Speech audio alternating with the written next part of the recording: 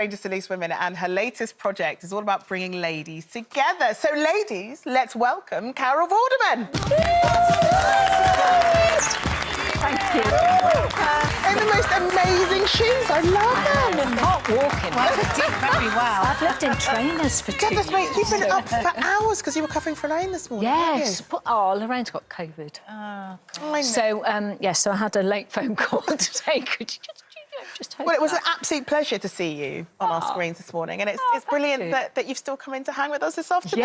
Yes, it's lovely. Because you're working alongside the Princess Trust at the moment, aren't Yes. you? On an initiative about women supporting women. Yes, so it's called the Brilliant Breakfast, and today is the first day. We're like launching it today. Can't have your breakfast yet.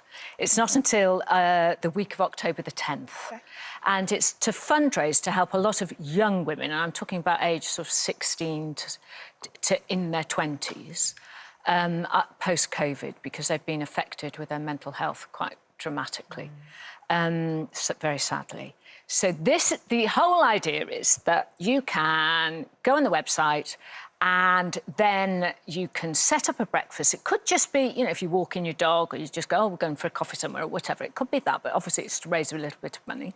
You could do it with people you work with. You can do it with your family. You can do it with whoever. You can have brunch if you work in an office, you know, and set it up. And fundraise, and all of this money will go to the Brilliant Breakfast and all of it directly then to the Princess Trust, who, as you know, Katie, because you do a lot of work with them, don't you? And your wonderful son did an awful lot of work with them. Yeah. I did a lot of work with them. And they had... The Princess Trust has helped over 1 million young people. Yeah. And on Pride of Britain, we have the Princess Trust Young Achievers Awards. Yeah. And That's great. Encourage it, because it's also for some young people. It is who you know, not what you know, and they're not connected. So that does encourage that networking to help each other, you know, give each other a leg up. It's really important. And there are some wonderful stories that have, you know, come out just in very recent years. So there's a lovely girl, Charlotte, in Cwmbran. She had, you know, proper problems, drug addiction. She was homeless and so on. And but she loved animals. So on the Princess Trust Explore programme, as they call it, they build them up with confidence and also skills and help them to write the CV and all of that kind of thing. And now she has a job working with animals. She's got 4 dogs and she's doing what she wants to do. And then there's another lovely girl who wanted to be a doctor, trained to be a doctor up in Lincolnshire, but she didn't have the confidence, because a lot of girls don't have confidence, crazily. And so she found the Princess Trust. So she didn't go to university, found the Princess Trust, and now she's only, I think, 28, and she has set up a business. She has 20 part-time workers working for her, caring for elderly people. Good for her. So it's incredible. It is really incredible their work that they do. And talking of confidence, you always come across to me as supremely confident. Yeah. Has that come as you've got older, or were you just... I think, well, yeah, but you get vulnerable as well, don't you? You know, there are different things that can happen to knock you. But I think what it is because my background was extreme poverty when I was growing up, single parent, in the 60s. And then my mum remarried my wonderful stepfather, and then she kept leaving him. And so we were there one day in a nice house, you know, and then suddenly we were in the circus, you know, and then we'd be back in that, and then we'd be in a flat in Rhyl somewhere, in the West End of Rhyl, which is a particularly poor area. Well, an anxious way to live. And it is a very anxious way to live. But I think what it gave me was that, like, well, I can survive. I think it's that.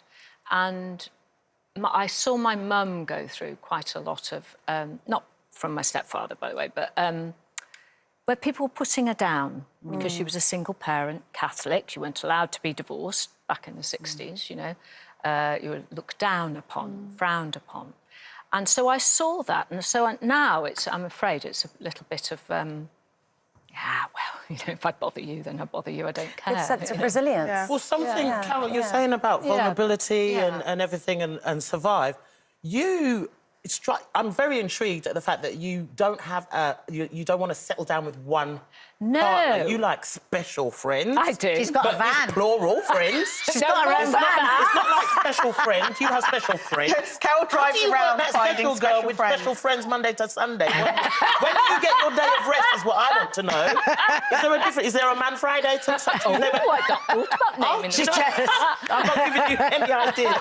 But please. No, what it is so when you're growing up as a young girl, you're told that you should have one partner. Yeah. And for the vast majority of people, that suits. But then, as we all have, women friends, I mean, girlfriends, if you like, who are older, a lot of people who are married going, I wouldn't mind if you lived in a separate house. Yeah, do say that. Because you're talking about relationships and how they change. If you could just live next door. Yeah, just live next door. Perfect. I think I follow you on Instagram and I love it. You're paddleboarding, you're always outdoors. Yeah. I feel like you're set free. You don't live with any I fear. do feel free. Yeah, and the whole Vorderman, like, for me, I'm like, well, there isn't this representation of a woman being independent. That's the roof I look designed at the van. for Vorderman. Well, you're not I tied to think- society's expectations of... And I think that's part of the reason why we just love the stuff that you do. And I think that that's it really kind. sort of gives... Take me in the van.